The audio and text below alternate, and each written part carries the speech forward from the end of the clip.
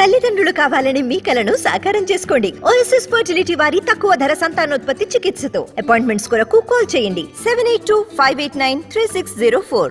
ఎన్నికలు సమీపిస్తున్న వేళ టీడీపీ అధినేత చంద్రబాబు ఆ జిల్లా పర్యటన పార్టీ కార్యకర్తల్లో జోష్ నింపితే నాయకులను మాత్రం డీలా పడేలా చేసింది. మరో 2 నెలల్లో ఎన్నికలున్నప్పటికీ టికెట్లపై స్పష్టత ఇవ్వకపోగా ఆయన ఇచ్చిన సంకేతాలు నేతలకు షాక్ ఇచ్చాయి. ఒకవైపు వైసీపీ అభ్యర్థుల్ని ప్రకటిస్తూ దూకుడు మీద వెళుతుంటే టీడీపీ మాత్రం ఇప్పటి వరకు గెలుపు గుర్రాలను ప్రకటించకపోవడం ఆశావహుల్లో గందరగోళానికి దారితీస్తోంది. తాజాగా టీడీపీ అధినేత చంద్రబాబు ఉరవకొండలో అనంతపురం పార్లమెంటుకు సంబంధించి రా కదలిరా సభ నిర్వహించారు. నేతలు కూడా ఎన్నికల టైం కావడంతో జనాన్ని భారీగా తరలించారు. కానీ నాయకులను మాత్రం ఈ సభ తీవ్ర నిరాశకు గురిచేసిందని చెప్పాలి. పార్టీ నేతలతో నిర్వహించిన అంతర్గత సమావేశంలో చంద్రబాబు చేసిన వ్యాఖ్యలు నేతలను డీలా పడేశాయన్న మాటలు వినిపిస్తున్నాయి. కొన్ని నియోజకవర్గాల్లో విభేదాలపై చంద్రబాబు ఒకంత క్లాస్ పీకినట్లు సమాచారం.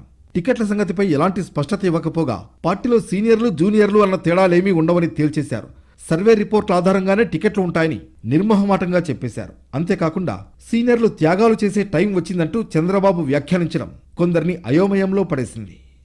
ప్రస్తుతం ఉమ్మడి జిల్లాలో 14 నియోజకవర్గాలుండగా ఇందులో హిందూపురం, తాడిపత్రి, రాప్తాడు, ఉరవకొండలో టికెట్ కోసం ఎలాంటి పోటీ లేదు. ఇక మిగిలిన 10 నియోజకవర్గాల్లో కూడా టికెట్ విషయంలో చాలా పోటీ ఉంది.